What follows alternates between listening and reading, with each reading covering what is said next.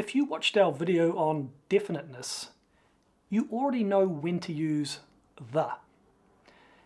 And you know to use a or an for indefinites. In this video, I describe more about when to use a or an and no article. Use a or an to talk about what type of thing something is. For example, this is a camera. She is a doctor. That is a pizza.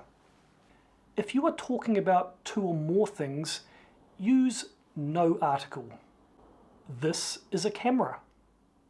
These are cameras. She is a doctor.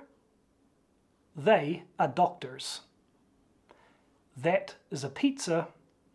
Those are pizzas.